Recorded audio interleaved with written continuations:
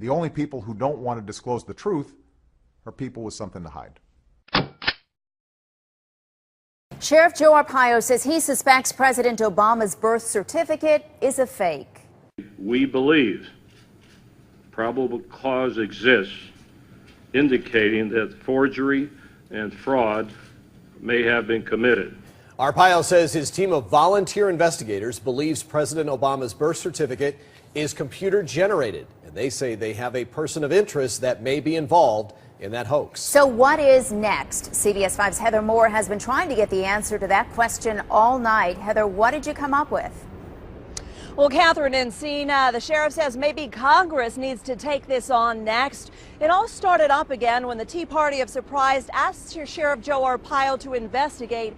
He in turn asked his volunteer cold case posse to dig in. Now, we spoke with the head of that team this afternoon who refused to talk to us about that so-called person of interest. However, he did say this may be the biggest scandal perpetrated on the American people.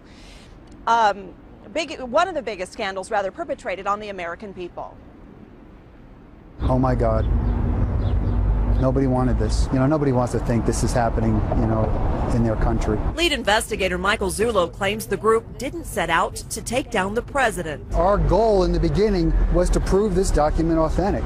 The problem is the evidence kept taking us somewhere else. He says it took 6 months and 2,200 hours to come to the conclusion that President Obama's birth certificate from Hawaii, released by the White House last April, was manufactured. It never was a paper document. It was literally created in the mind of a computer and resides on cyberspace. The White House responded today by pointing to the president's comments last year regarding the same issue. We're not going to be able to solve our problems if we get distracted by sideshows and carnival barkers. This is your face, your reputation, your name in the front of this investigation. How comfortable are you making these allegations? I'm very comfortable because we did seek the advice of experts regarding this. You can build the document. We could take the document apart out of the same file released by the White House. You can't do that if you just scan in a birth certificate or any other document. What do you say to the naysayers? And there are a lot of critics out there saying this is all, a bunch of BS. Prove it. We did. We proved our point. That document's created. And from here, Sheriff Arpaio may look for a congressional investigation.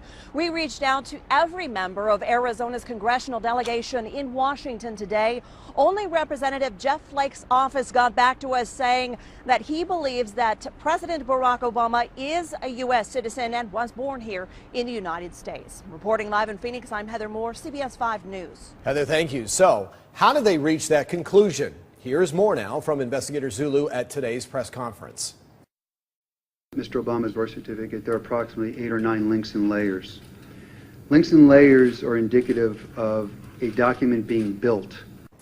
The birth certificate was compared to a controlled document that investigators scanned into a computer. After close examination, Zulu said there were several inconsistencies between the two. One had to do with the so-called green safety paper. Investigators say it should be seen on the onset of the birth certificate, but they determined it was the last element applied to the document.